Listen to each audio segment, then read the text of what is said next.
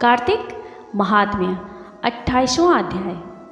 धर्मदत्त ने पूछा, हे देवराज, जय और विजय ने अपने पूर्व जन्म में ऐसा कौन सा पुण्य किया जिससे भगवान विष्णु का रूप धारण करके वह उनके द्वारपाल हुए। प्राचीन काल में वृषबिंदु की पुत्री देवहूति से कर्दम ऋषि द्वारा केवल देखने मात्र से ही 2 सुंदर बालक उत्पन्न हुए। उनमें से बड़े का नाम जय और छोटे का नाम अजय हुआ। बाद में देवहूति के गर्भ से कपिल देव जी भी हुए। जय और अजय दोनों ही विष्णु जी के परम भक्त और धर्मात्मा थे। दोनों ही नित्य प्रति अष्टाक्षर मंत्र का जाप करते थे और विष्णु जी का व्रत करते थे। भगवान इन दोनों भाइयों पर अत्यंत प्रसन्न थे और नित्य पूजा के समय इनको दर्शन दिया करते थे। एक समय राजा के निमंत्रण पर देवर्षि नारद जी गरुड़ सहित राजा के यज्ञ में पधारे। उस यज्ञ में जय ने ब्रह्मा और अजय ने पुरोहित बनकर यज्ञ को संपूर्ण करवाया। यज्ञ की विधि पूर्वक समाप्ति हुई। मारुत राजा ने जय और अजय को बहुत सा धन दिया। वह दोनों भाई दक्षिणा लेकर अपने आश्रम में आए। धन का बंटवारा करते समय दोनों भाइयों का आपस में झगड़ा हो गया।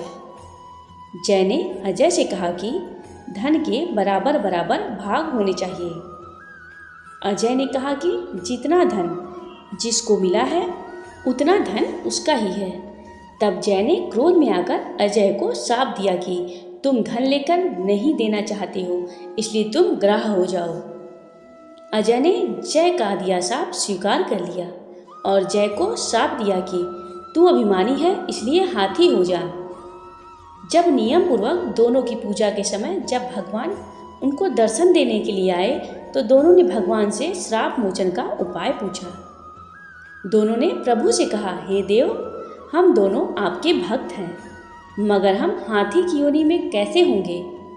हे कृपा सागर, श्राप से हमारा उद्धार कीजिए। भगवान विष्णु जी ने कहा, मेरे भक्तों की वाणी कभी असत्य नहीं होगी। यमराज भी इसको अन्यथा नहीं कर सकते। पूर्व काल में मुझे भक्तराज प्रहलाद के कहने पर स्तंभ से प्रकट होना पड़ा था और राजा अम्बरीश के कहने पर 10 अवतार लेने पड़े थे। अतः तुम दोनों अपने श्रापों को भोग मेरे लोक को प्राप्त हो जाओगे। इतना कहकर विष्णु जी अंतर्ध्यान हो गए। फिर वह गंडकी नदी के किनारे मगर और हाथी हुए। जाति स्मरण रहने के कारण इस योनि में भी भगवान विष्णु का व्रत नियम से किया करते थे। एक दिन कार्तिक की पूर्णमासी को वह हाथी स्नान करने को गंडकी नदी में गया। तब पिछले जन्म का श्राप स्मरण करके मगर ने हाथी को पकड़ लिया तो हाथी ने भी विष्णु जी का स्मरण किया। फिर क्या था, तुरंत ही शंख चक्र गदा पद्मधारी भगवान ने अपने सुदर्शन चक्र द्वारा उन दोनों को अपने जैसा रूप देकर उन्हें बैकुंठ में ले गए। उसी दिन से उस स्थान का नाम हरि क्षेत्र प्रसिद्ध है।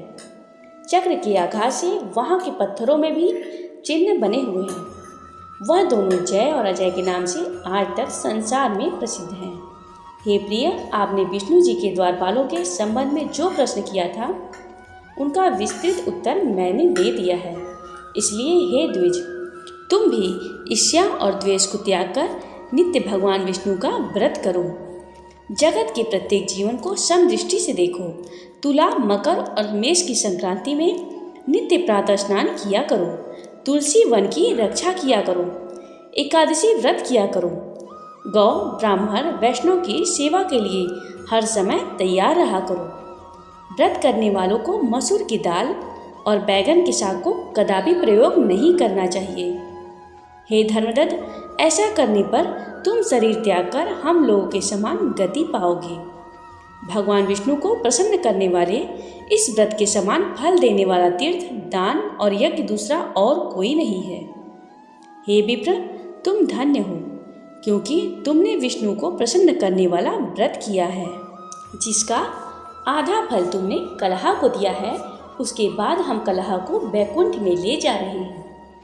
तब नारद जी ने कहा, हे राजन, इस प्रकार धर्मदत्त को विष्णु भक्ति का उपदेश देकर कलहा को साथ लेकर विष्णु के पार्षद बैकुंठ को चले गए और धर्मदत्त भी उनके आदेशानुसार विष्णु के व्रत में तल्लीन हो गया।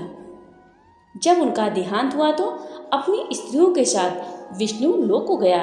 हे राजन, जो भी कोई प्राचीन काल के इस इतिहास को सुनता है वह अंत में विष्णु लोक को प्राप्त होता है। जय